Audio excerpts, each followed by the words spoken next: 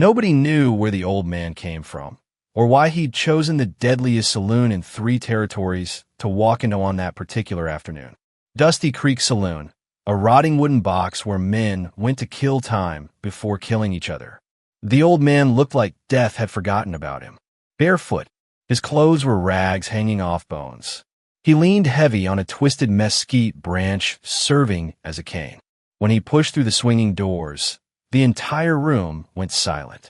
27 armed men, all killers, all staring at what looked like a corpse that had wandered in from the desert. Then someone laughed. The sound cut through the silence like breaking glass. "Look what the buzzards left behind," called out Mason Kane, second in command of the Iron Brotherhood.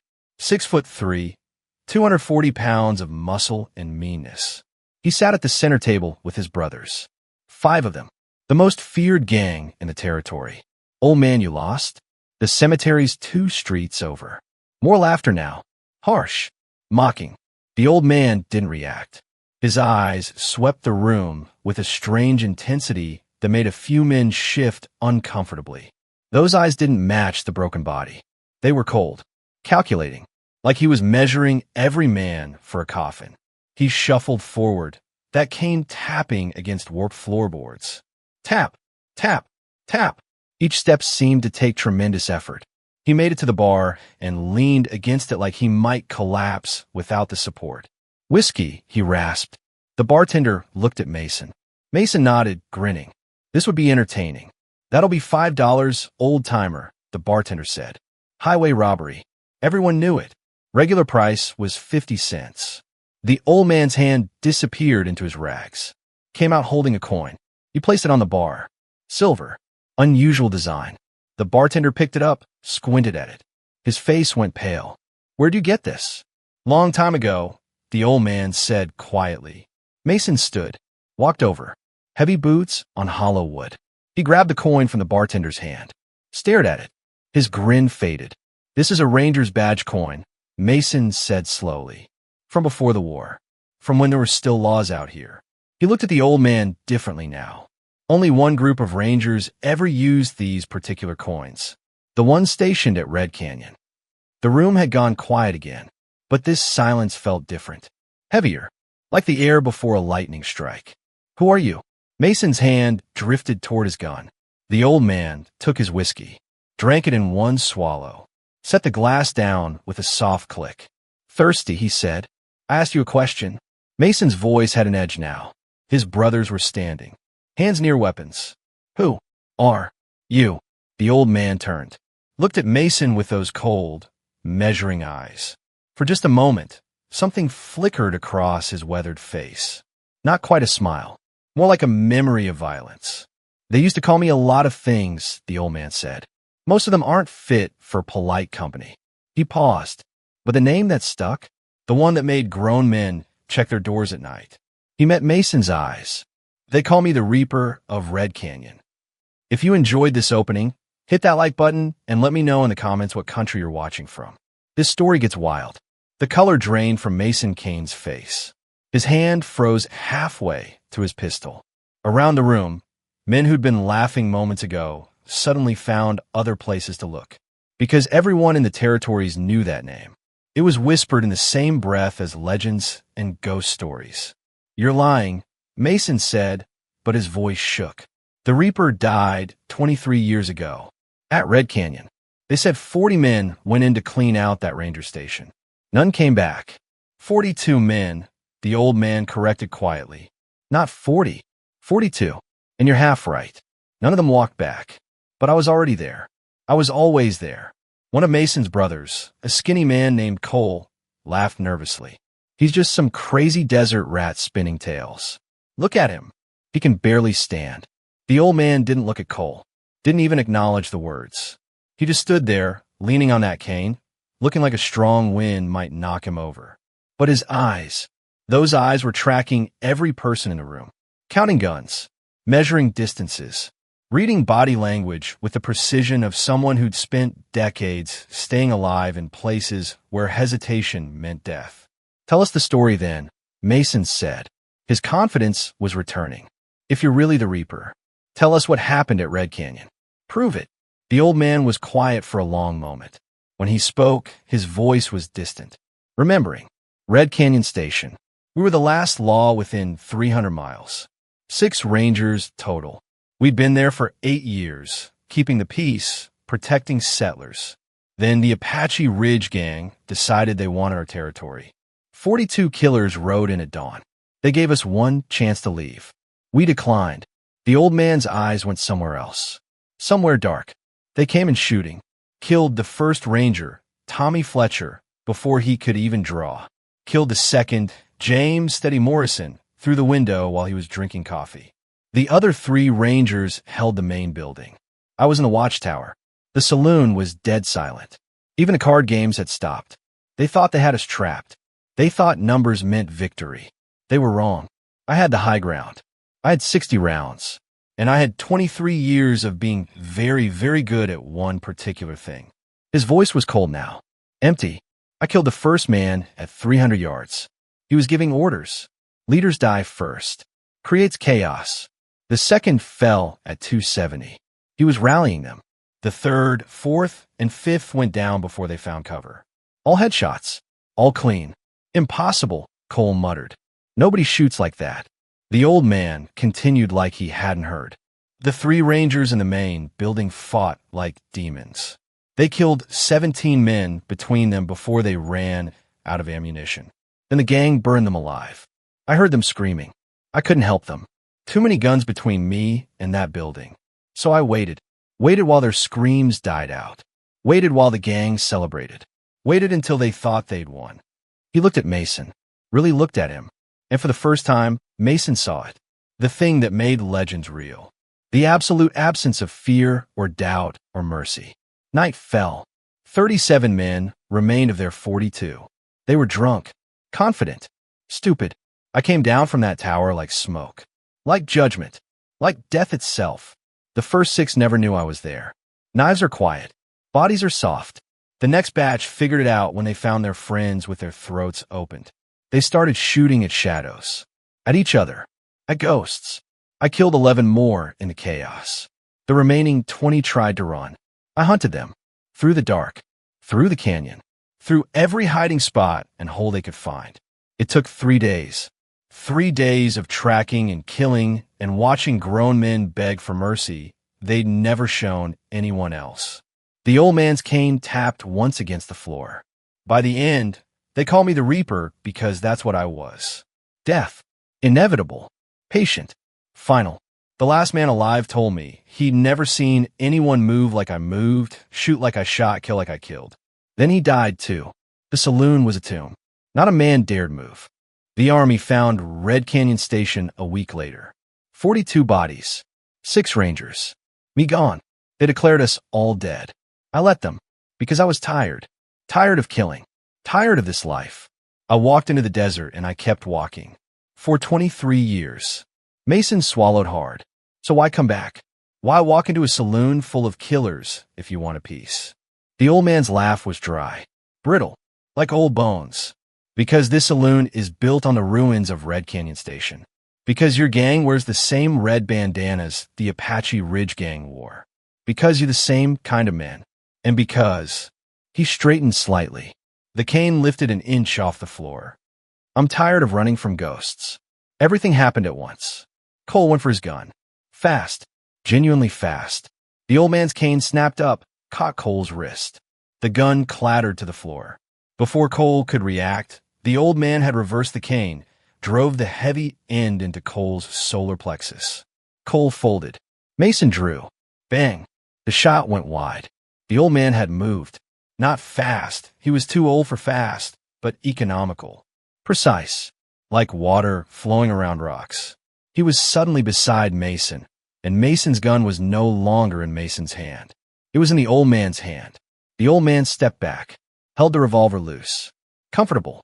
Like it belonged there. Like it had always belonged there. I didn't come here to kill you, the old man said quietly. I came to tell you to leave. This territory, these people, this life. You have until sunrise tomorrow. After that, he let the words hang. Mason's face flushed red. Rage and humiliation mixing. You think you can threaten us? We're the Iron Brotherhood. We have 30 men camped outside town. We own this whole valley. I killed 42 men in 3 days with nothing but a rifle and a knife, the old man said. His voice was gentle, patient, like explaining something simple to a child. How long do you think 30 will take? The shot came from the back of the saloon. A man named Dixon, trying to be a hero. The old man moved, dropped, rolled, bang, bang. Dixon fell. 2 knee holes center mass. Then chaos erupted. Guns everywhere. Muzzle flash lighting the dim interior. The old man was already moving, not running, flowing, like he'd done this 1,000 times before. Bang. A man by the door. Bang. Another near the stairs. He grabbed a table, flipped it. Bullets chewed splinters from the wood. He fired blind over the top. Bang. Bang. Screams. 7 seconds. 8 men down.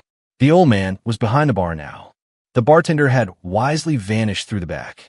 Mason and his brothers were scrambling for cover.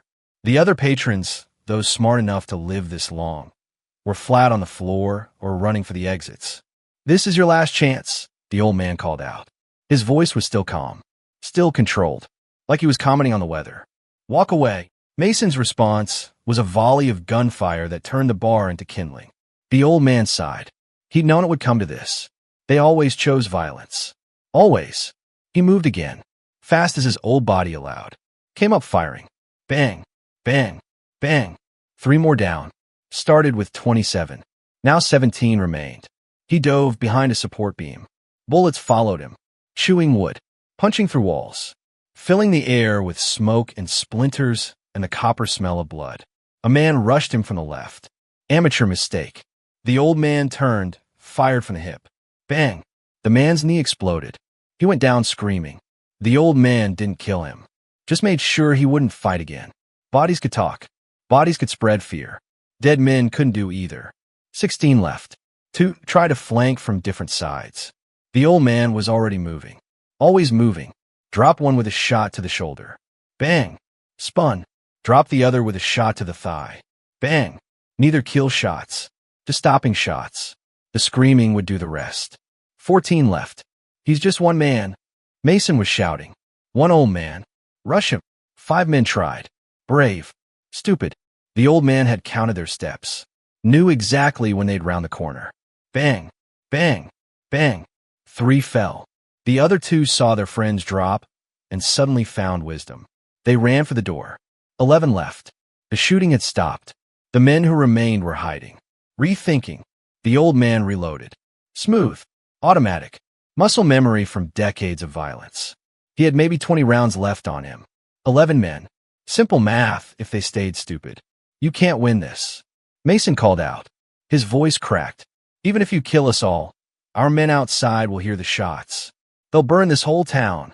The old man considered this. The man had a point. This was tactics now. Strategy. Not just killing.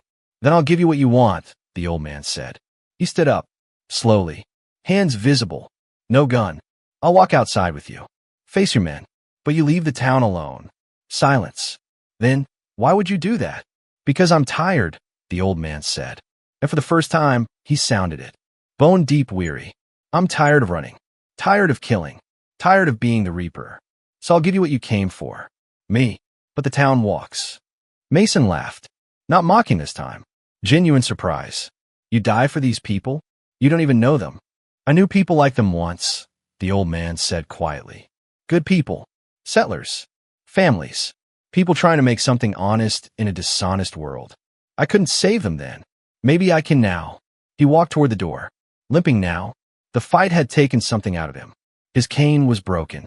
He moved without it. Every step looked like pain. Mason and his brothers followed. Guns trained on the old man's back. They stepped out into the afternoon sun. The street was empty. Windows shuttered. Doors barred. Smart people. People who knew when trouble was brewing. At the end of the street, 30 men sat on horses. Armed. Waiting. When they saw Mason emerge with the old man, they rode forward. The old man stood in the center of the street. Alone. Unarmed. Facing 30 guns. This the one causing trouble? Asked the man in front. Deacon Kane. Mason's older brother.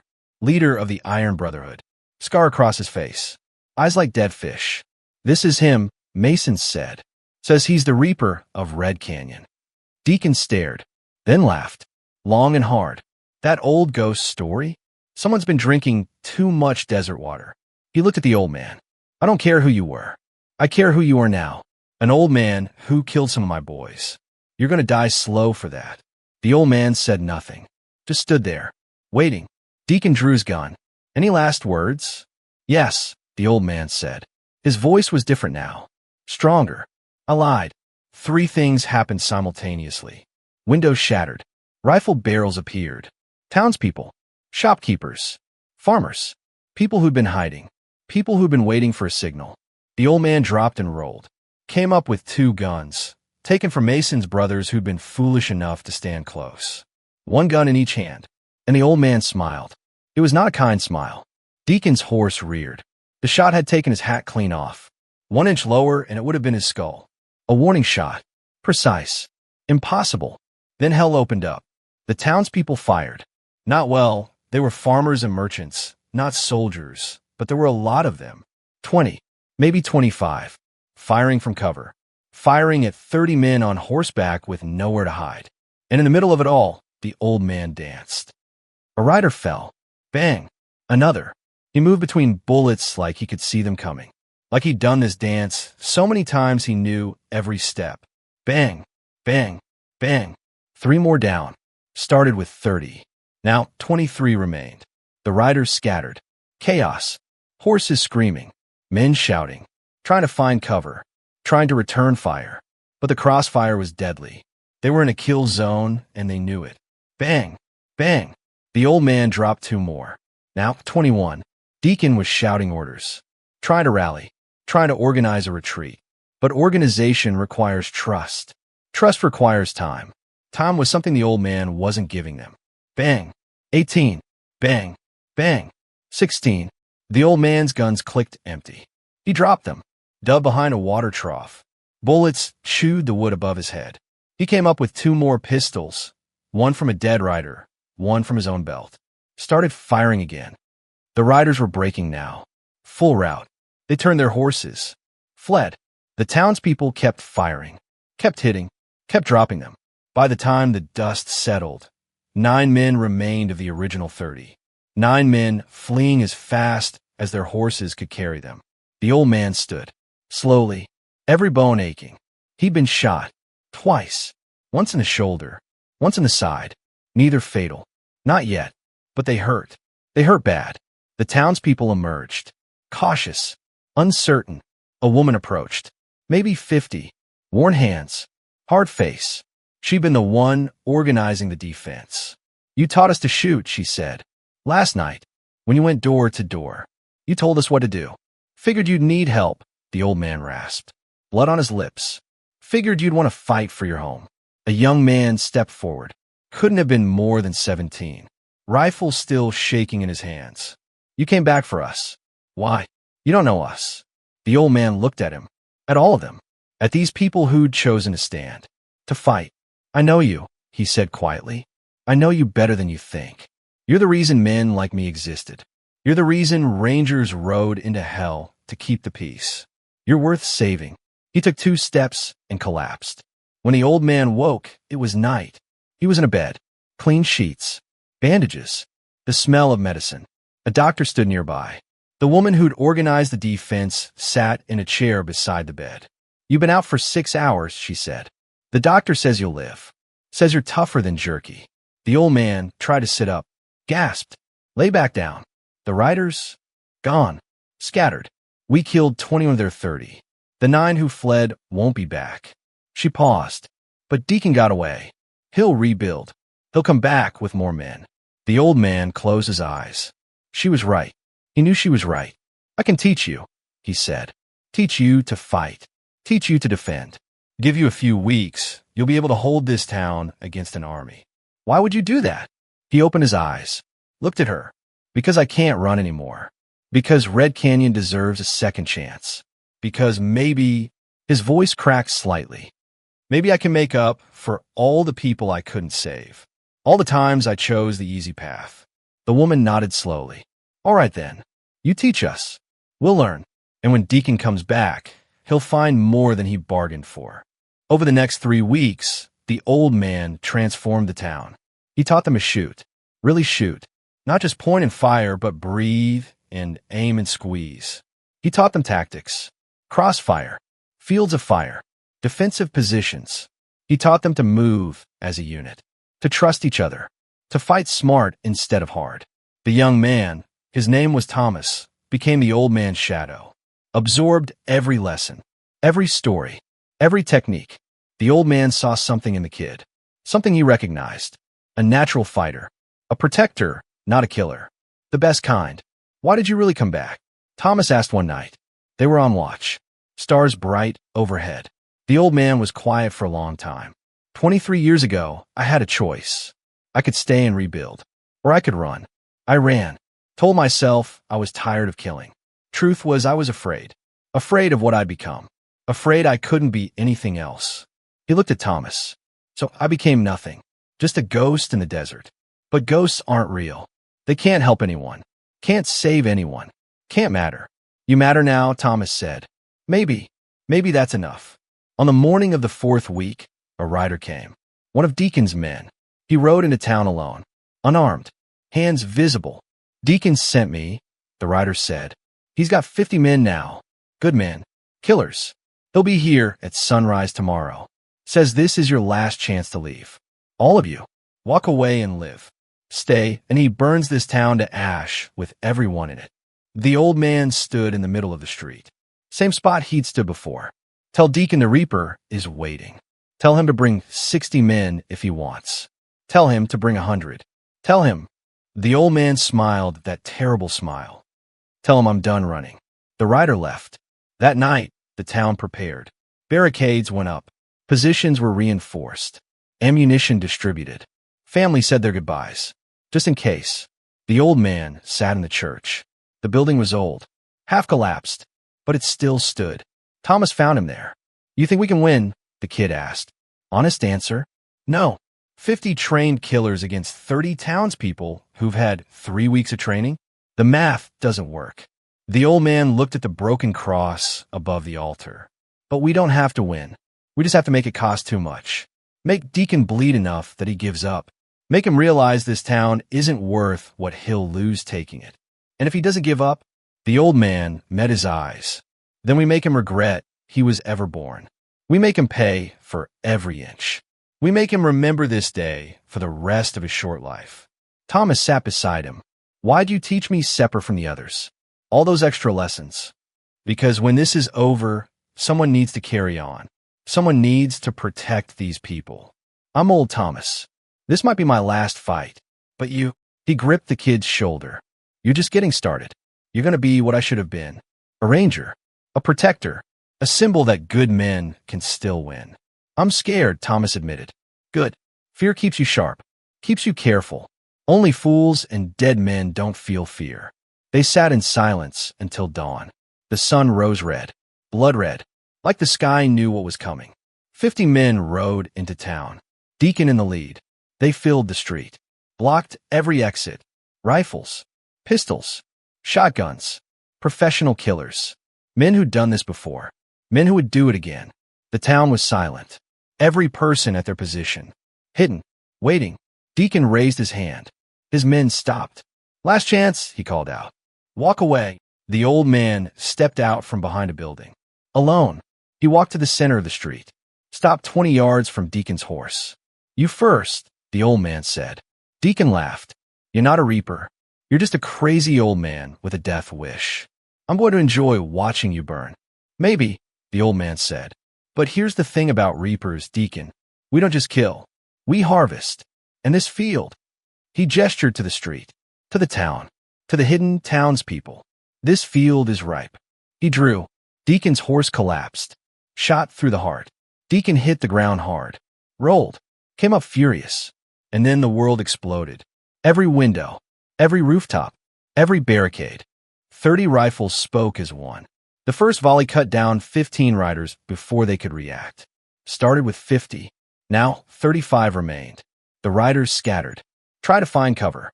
But the old man had chosen this battlefield. Every angle was covered. Every hiding spot had a gun aimed at it. Bang, bang, bang. The old man moved through the chaos. 2 guns. Firing. Dropping men. Always moving. Never stopping.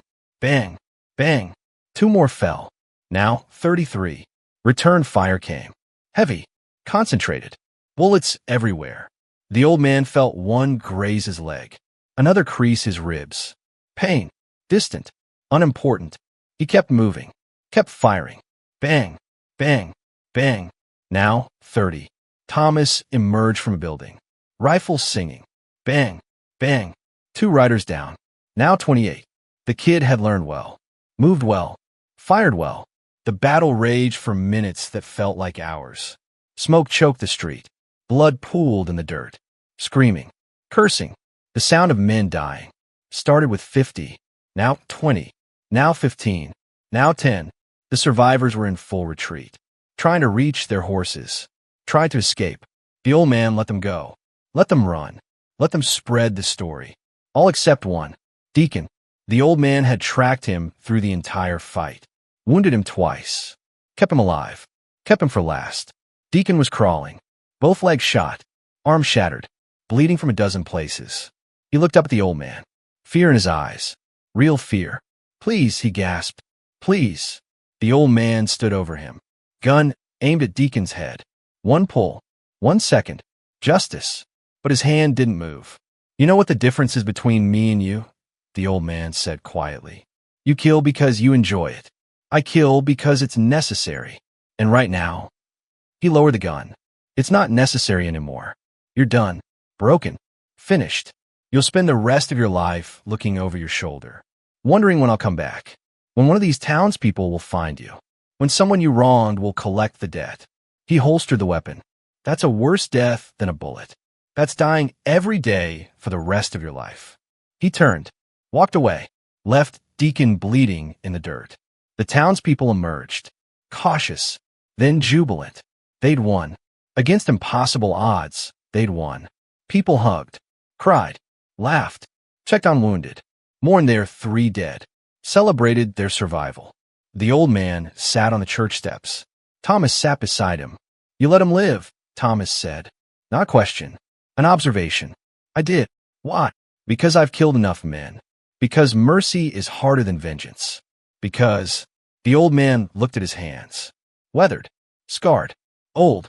Because if I kill one more man, I'll never be anything but the Reaper. And I want to die as something else. Someone else. Thomas nodded. What will you do now? Now? I'll stay. Help you rebuild. Help you train. Stay until I'm sure you can protect this place. He smiled, tired but genuine. Then maybe I'll find that peace I've been looking for. Maybe. The woman, her name was Sarah, approached. We owe you everything. You owe me nothing, the old man said. You fought. You bled. You stood. That was all you. I just gave you the tools. What's your real name? She asked. If you're staying, we should know what to call you. The old man hesitated. He'd been a Reaper for so long, he'd almost forgotten his real name. Almost. Elias, he said finally. Elias Crow. Well, Elias Crow, Sarah said. Welcome home. The old man looked around. At the town. At the people. At Thomas. At the life he could still have. The life he'd run from for 23 years. Yeah, he said softly. Home. Over the following weeks, the town healed. Rebuilt. Grew stronger. Word spread of the battle. Of the old Reaper who'd come out of retirement. Of the town that refused to die. Thomas became the town's defender. Its ranger. He wore it well. Better than Elias ever had. No darkness in the kid. Just determination and integrity. Elias trained him every day. Passed on every secret. Every technique. Every hard-won lesson. And slowly, day by day, he felt the weight lifting. The burden of all those years. All those deaths. All that violence. One morning, 3 months later, Elias woke early. The sun wasn't up yet. He dressed, gathered his few possessions, wrote a letter for Thomas. Then he walked to the edge of town, stood looking at the desert, the empty vastness where he'd spent so many years running from himself. Thomas found him there. You're leaving, the kid said. I am. Why? We need you. No, Elias said gently. You don't. You haven't needed me for weeks now. You're better than I ever was. Stronger. Kinder. Everything a ranger should be. Where will you go? Elias smiled. Somewhere quiet. Somewhere I can watch sunsets without counting exits. Somewhere I can sleep without a gun under my pillow. Somewhere, he paused. Somewhere the Reaper doesn't exist. Just Elias. Just an old man who's earned some peace. Thomas held out his hand. Elias shook it. Thank you, Thomas said. For everything. Thank you, Elias replied. For reminding me who I used to be. Who I could still be. Elias Crow walked into the desert. The sun rose behind him, casting his shadow long across the sand. He didn't look back. Didn't need to. The town was safe. The people were strong. His work was done. Behind him, in Dusty Creek, people would tell his story for generations. The old Reaper who came back from the dead, who stood against impossible odds, who taught them to fight, who showed them that legends could be real. Some said he found that quiet place. Some said he died in the desert, finally at peace. Some said he wandered from town to town, helping where he was needed, never staying long enough to be remembered. The truth didn't matter. What mattered was the lesson, the story, the hope, that it's never too late to stand up, never too late to fight for something that matters, never too late to choose who you want to be instead of who you've been. Elias Crow had been the Reaper, a killer, a ghost, a legend drenched in blood and regret. But in the end, he became something better. He became a man who mattered. If this story inspired you, smash that like button. Subscribe so you don't miss the next one. Drop a comment telling me what country you're watching from. I love hearing from all over the world. And if you know someone who needs to hear this message, someone who's been knocked down and needs a reminder that legends can rise again, share this with them. Sometimes we all need to remember that our past doesn't define our future, that redemption is real, that it's never too late to be the hero of your own story. Until next time, stay strong, stay brave, and remember, the best time to stand up was yesterday. The second best time is right now.